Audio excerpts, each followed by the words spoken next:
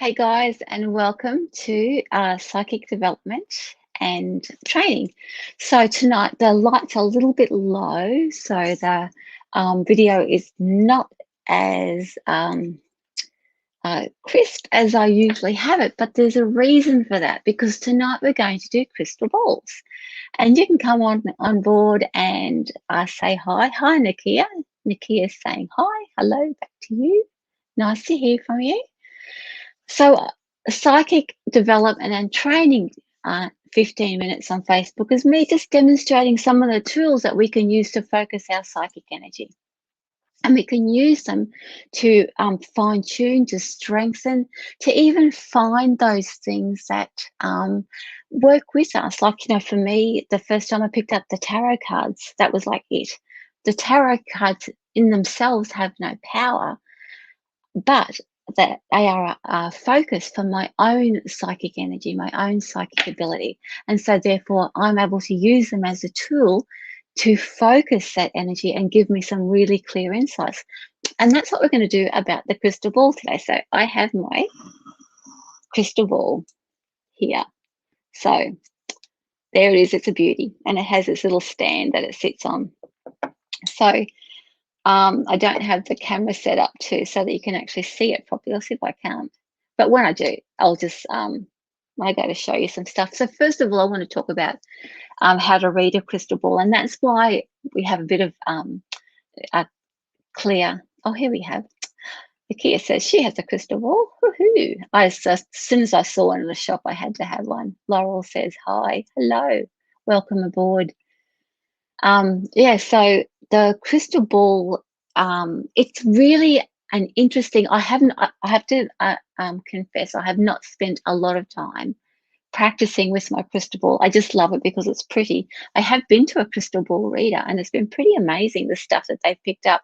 I do know how to read one and I do know how to use it to focus my psychic energy, but I have never really applied it that much. It's just been something that I have investigated in my own time. So, because as I said, these sorts of things, you just never know what's going to resonate or gel with you. And perhaps the first time you pick up a crystal ball, have a look at it thinking, oh yeah, that's for me, because something will just connect yourself to it. So I always find it really, really fascinating because it is actually, it's iconic in the movies, the crystal ball person that's like over the top of it, seeing all these things in there. And it's really sort of very mystical. So let's unpack some of that mystery and just talk about how you can actually do a reading from a crystal ball. So first of all, oh, here's Linda saying hi. Hello, Linda. Welcome aboard. Thanks for joining me. Lovely to see you guys. So we're going to talk about, first of all, it's called scrying or crystal ball gazing. So pretty much what you're doing is that you are focusing your attention, quietening the mind, and allowing the I suppose the energy of your focus to like relax your intensity of the thoughts so that they just blend and they just start to go really, really quiet.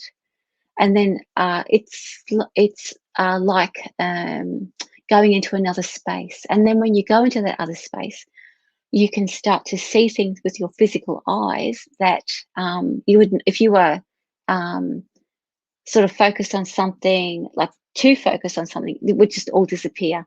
And I'll liken it to, we'll do it one night as well. And I think I got rid of the picture, but there is I had one up here on my StreamYard, but there, if you've ever done that thing with the magic eye, those pictures, and we'll do that one night for auras, is that how you sort of relax your eyes and allow that your intensity to soften.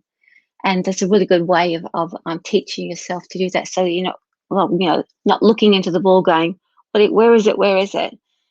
So that's pretty much the sort of the process behind reading for a crystal ball. Now, and again, we've got this nice ambience here. So how do you set up your room or set up your space to start off with? Because in all the lights, as you can see all the different, you can see the reflection of my computer, you can see the reflection of everything that's around me in the crystal ball. And you don't want that when you are reading a crystal ball. So there are a couple of things that you can do. Lights out. I'm going to turn my lamp off just for a second. See?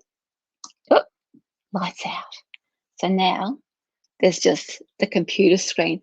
If you had no lights, then you would have like no screens going. Then you would have the perfect atmosphere for your crystal ball. The other thing you can do when you have it that dark, if you're in a room and you can have it that dark and you've got somebody with you, you can light, in order to have a bit of at least some light in the room, you can light a candle. I'm going to light a candle because I've got my little candle here tonight. And I'll turn the lamp off and I'll show you. So I've got my lovely candle here. So you have the candle behind you. So you can actually, if you have it sort of sitting behind without chopping off my hair, you can see it has a little bit of light, so you can still see something, but it's not reflecting into the crystal ball. It's no use having your candle beside the crystal ball, as I do now, and I'll show you. See that? Because it's actually still, and you can still, the lights are still reflecting into the crystal ball. So really, ideally, I'll turn it off. Ideally, you want no light reflections and no even anything that's going to take your attention away from your inner eye or inner workings. That's number 2.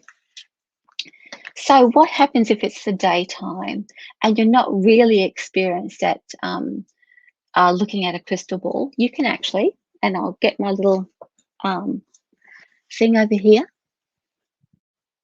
You can have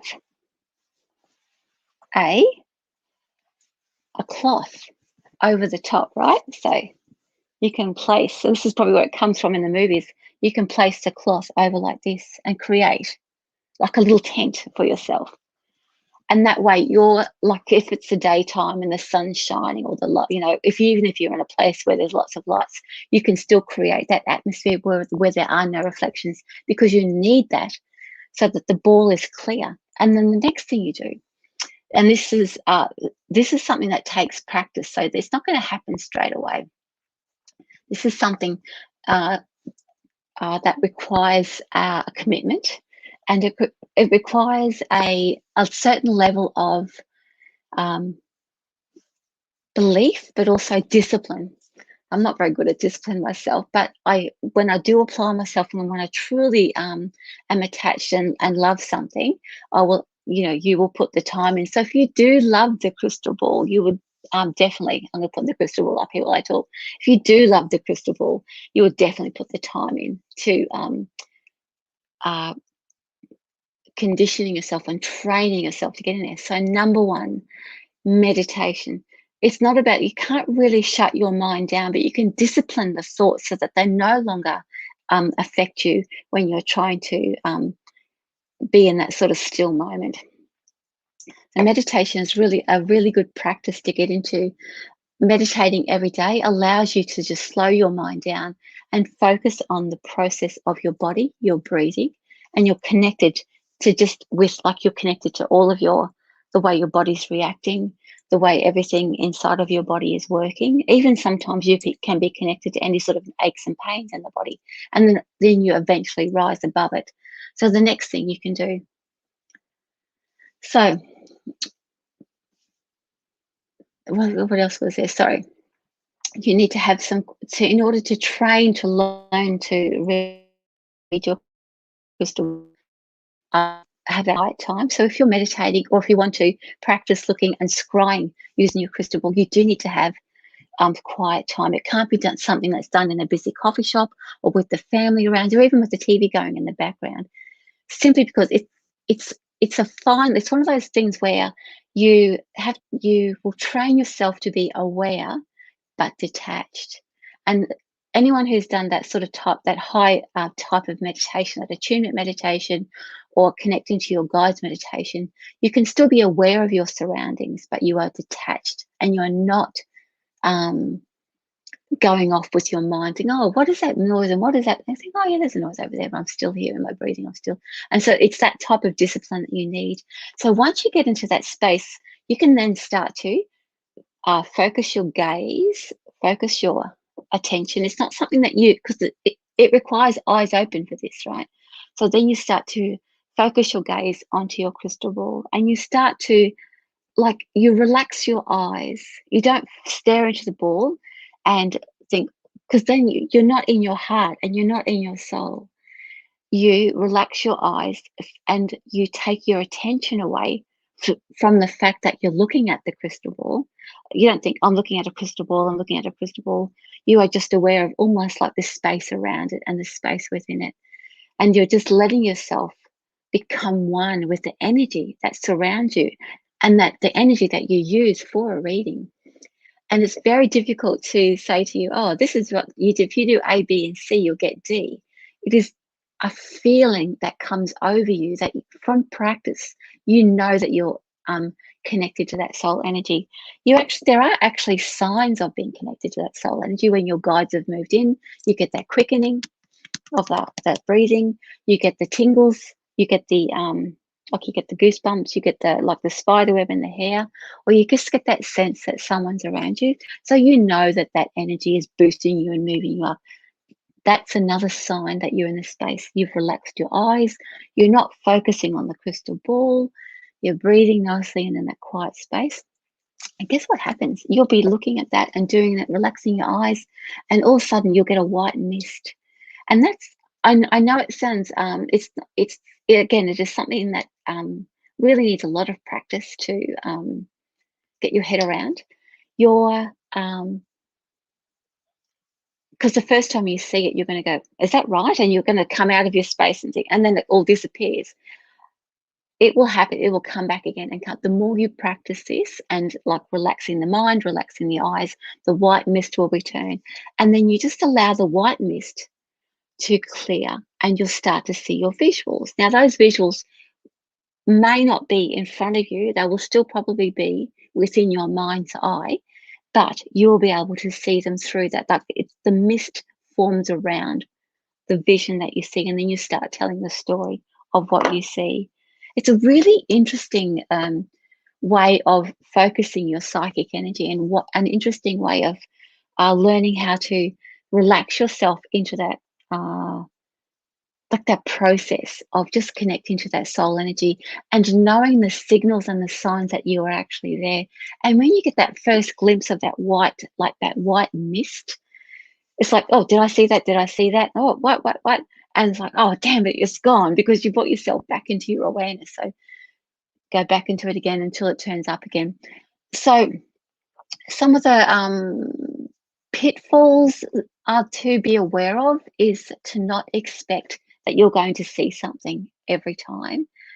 Not to expect what you think a crystal ball reading should look like, oh, I'm going to see something in here. It is how you are going to interpret what you see, how you are going to connect to your own crystal ball, and how you connect to your own energy and the energy that works with you. They're all very much very personal pathways to connecting to that psychic energy and using the crystal ball or anything as a tool. The other thing is that if you can let your expectations behind and just let the spirit energy and let the crystal ball, like your connection to the crystal ball, teach you and show you the way, that's really the easiest and the best way, the quickest way to get there. If you try and control it and say, well, it's got to look like this and it's not fair, it should look like that, I'm not getting it, it's all me, blah, blah, blah. We're all still going to do it anyway. But if you can recognize that you're doing it and then let that go and allow it to be rather than make it happen, then you'll have the best time and the best experience with your crystal ball. So let's have a look and see who's jumped on. Now, oh, yes, good question. Gail says, and Ben says, hi. Hi, Ben. Welcome, welcome. A girl says, are there different types of crystal balls? That's a great question. The best type of crystal ball to use would be a lead crystal. This is lead crystal, so that's man-made.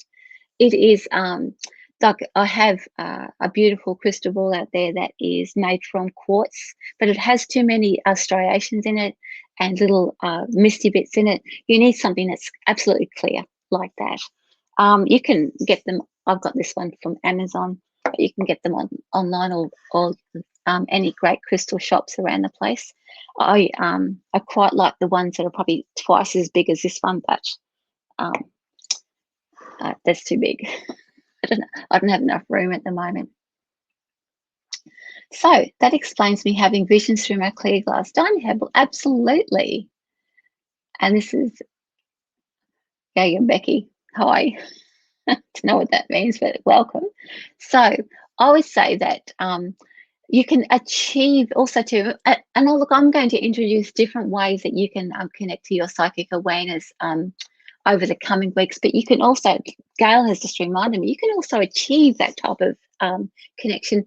And we'll do that one day is I'll explain to you and go through the process of a water reading, not water divining, reading into a bowl of water. It's the same concept that you do of reading into a crystal ball.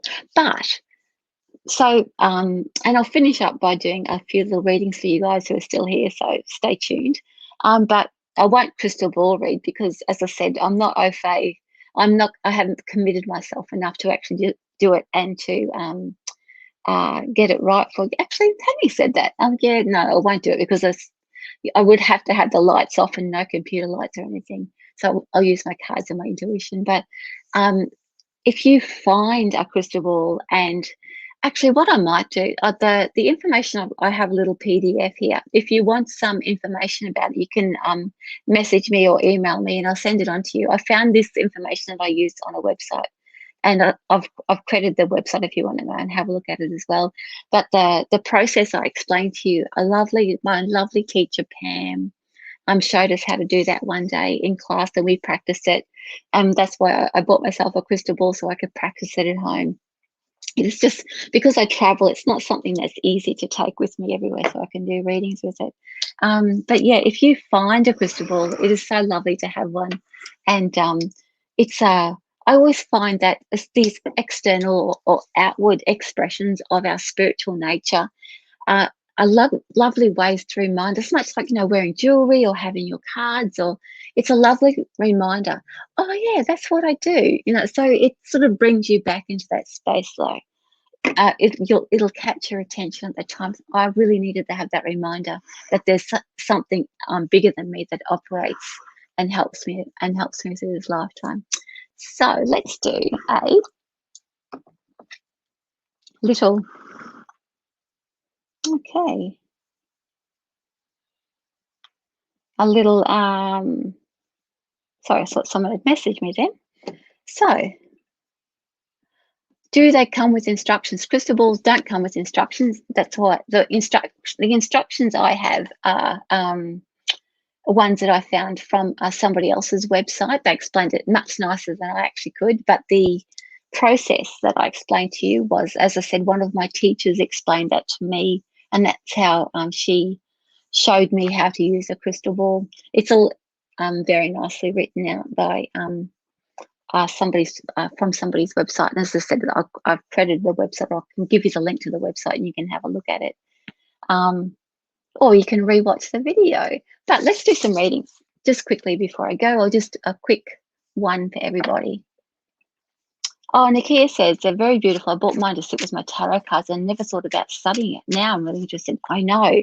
Actually, it's been on my mind. Same, Nakia, right? It's been on my mind that I should to do this. Actually, the first time I was going to do this little 15 minutes, I wanted to do the crystal ball, but I thought, I've got to read back up on it because I haven't had mine out for about a year and a half now.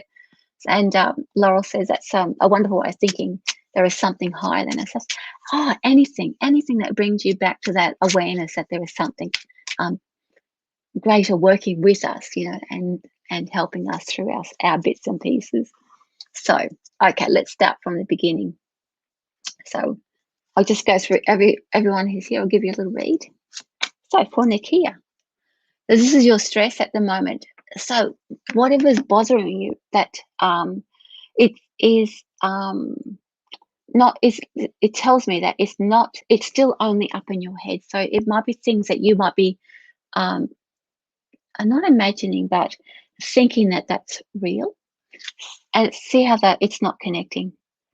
So it's still only in early stages. So any worry that you're feeling at the moment, Nakia, can be put to one side because it's something that you're trying to preempt rather than what's actually happening. So you can see the signs about how things are going to play out, and you can't actually do anything about them. But it's causing you some worry, and it may not turn out the way that you think it is. So you can do some breathing and do some deflecting, do things that take your mind away when you start to worry and then think, oh, this is going to happen and this is going to try and stay 2 and 3 steps ahead. You can actually deflect your mind. You can get your crystal ball out and start practicing on your crystal ball. It'll take your mind away back into the beautiful soul space. So Laurel, I'll do a quick card for you. Oh, we have take charge, control, confront your fears. I really think that you're being very challenged at the moment, Laurel. So, but you're shaping up quite nicely, and you're not having any of it anymore. So whatever is facing up to you, and you're deciding, well, you know what, that's not my problem, that's your problem. You're actually dealing with it and moving it on. You're actually taking control of your life and not making excuses anymore for things that have nothing to do with you. Okay, so Linda, let's pull a card for you.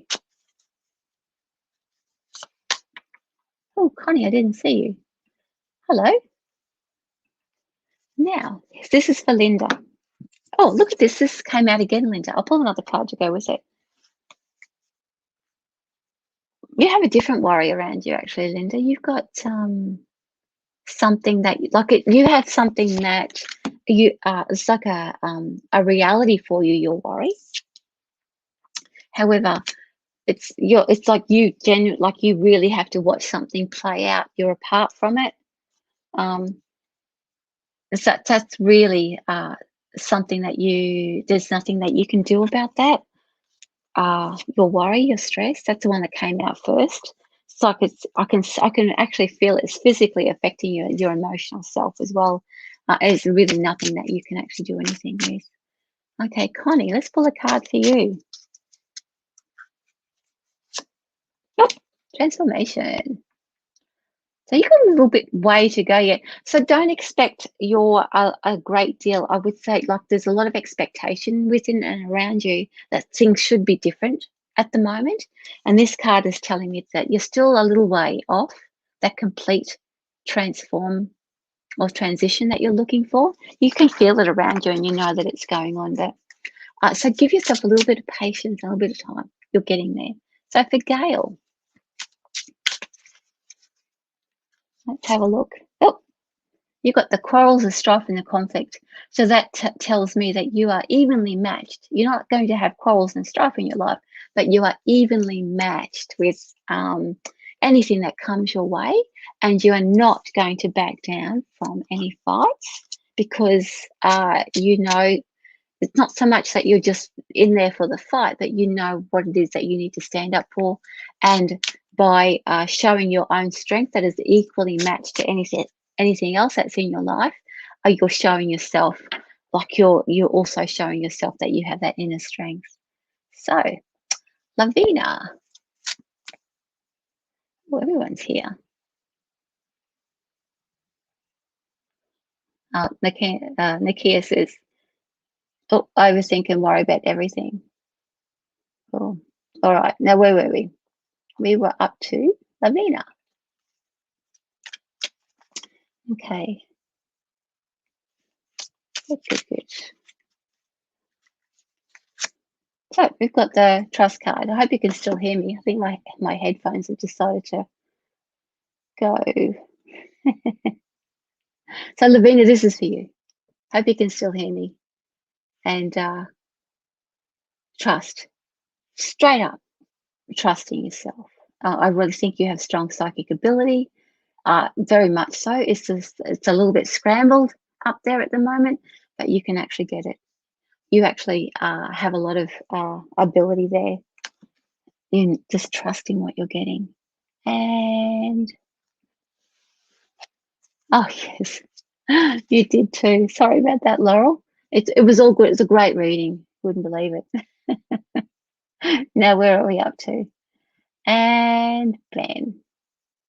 And Ben and Nicole. All right. So and then I'll get going because I'm only supposed to do 15 minutes. I always do half an hour, don't I? So Ben, this is for you. So you still have like some decisions to make, but to me, looking at this card here, it doesn't really matter which way you go. It's going to be the right decision. So don't worry about if this is right or that's right. You're going to end up at the same destination, regardless of which path you choose. And it's very clear. So there's no problems. You've got a very strong and very clear, very positive future around you. And now where are we? Nicole, one for you. Okay, and then I'm going to go. So thanks for joining me, guys. 15 minutes on Facebook. I'll be back tomorrow night doing something else. I'll be doing 30 minutes Ask Me Anything. So you can come on and ask me anything about anything. But this is for you, Nicole, something to think about. That means that life is improving. So things are getting better and better. It's not always about love and romance in your life.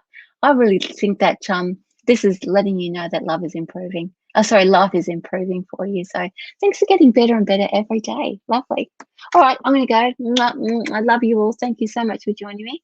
And I will see you around either on the socials or on Sunday night. Thanks for joining me. And bye for now. Sorry, I got distracted. Bye for now. See you then. Bye.